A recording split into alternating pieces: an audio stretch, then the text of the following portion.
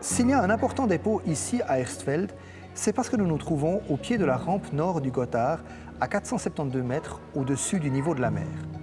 À partir d'ici commence la montée jusqu'à Göschenen, à 1106 mètres, 29 km plus loin, soit en moyenne 22 mètres par kilomètre, au maximum 26 pour 1000.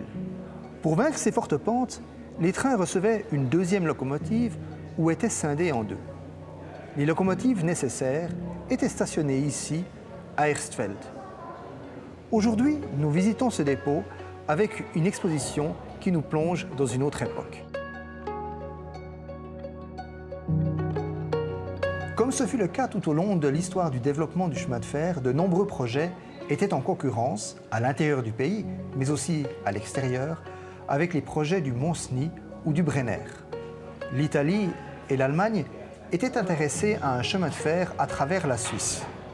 Ces deux pays ont joué un rôle crucial dans le choix du tracé, avec un apport financier important. Avant la construction du chemin de fer, Erstfeld était un tout petit village. Pour renforcer la traction sur les rampes, il ne fallait pas seulement des locomotives, mais il fallait aussi du personnel.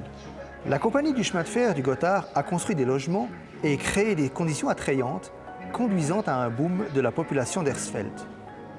On voit ici le plan d'un logement standard construit pour les cheminots, et sur d'autres panneaux, des témoignages des hommes et des femmes qui ont fait vivre la ligne. Il faut aussi rendre hommage à celles et ceux qui ont laissé leur vie pour que le chemin de fer existe aujourd'hui. Le chemin de fer a non seulement permis de relier le nord et le sud du pays, mais il a permis de donner un accès facilité aux vallées alpines, souvent isolées pendant l'hiver. Mais pour le chemin de fer, l'hiver et la neige étaient aussi des défis.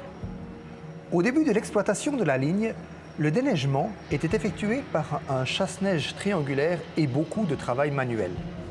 Suite à d'importantes chutes de neige, en janvier 1895, la ligne fut coupée pendant plusieurs jours, ce qui incita la compagnie du chemin de fer du Gotthard à commander un chasse-neige à vapeur. C'est la firme allemande Henschel & Son à Kassel qui a construit et livré le X-Rot M100 en 1896. X pour un véhicule de service, Rot pour un chasse-neige rotatif et le M comme véhicule thermique. Le Rotary, comme il fut surnommé, ne pouvait pas circuler par lui-même, mais il devait être poussé, au début bien évidemment par une locomotive à vapeur, puis plus tard électrique.